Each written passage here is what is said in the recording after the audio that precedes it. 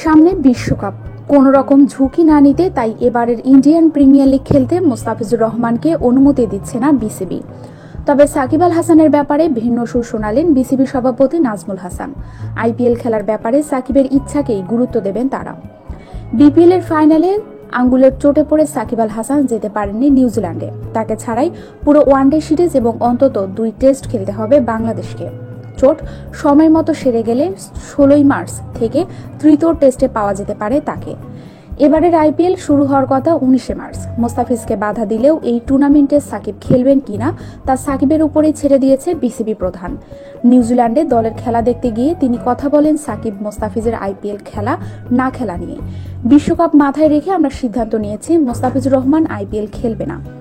সাকিবকে নিয়ে কথা হচ্ছে, এখানে দেখতে হবে সে কি চায়, কারণ সে আইপিএল খেলতে খুবই আগ্রহী। দ্বিতীয়ত, যদি সে না খেলে তাহলে আমার সন্দেহ বাংলাদেশের মানুষ আইপিএল দেখবে কিনা, কারণ সবাই এখানে আইপিএল দেখে সাকিব আর মোস্তাফিজের কারণে।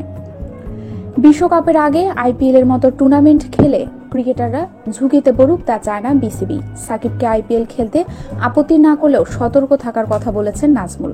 অবশ্যই এরকম টুর্নামেন্ট খেলে ইনজুরিতে পড়ার অনেক সম্ভাবনা থাকে।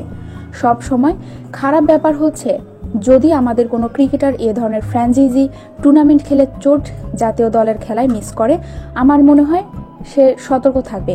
এছাড়া কি বলতে পারি, এবার নিউজিল্যান্ড গিয়ে বেহাল দশা হয়েছে বাংলাদেশের। এমনিতে বিপিএল খেলে প্রস্তুতি ছাড়াই খেলতে যেতে হয়েছে বিরূপ পরিবেশে। তার মধ্যে চোটের কারণে নেই সাকিব। ওয়ানডে সিরিজের প্রথম 2 ম্যাচে তাই বিন্দুমাত্র লড়াই করতে পারেনি বাংলাদেশ। ঠাসা সূচিতে দলের এই ফল নিয়েও উদ্বিগ্ন বোর্ড প্রধান। আমরা এটা নিয়ে ভাবছি বটে। ঠাসার সূচির কারণে বিশ্রামের সুযোগ ছিল না। আমার মনে হয় এই প্রথম কোনো সিরিজ খেলতে এলাম কোনো রকমের প্রস্তুতি ছাড়া। খেলোয়াড়রা সবাই বিপিএল থেকে সরাসরি চলে এসেছে।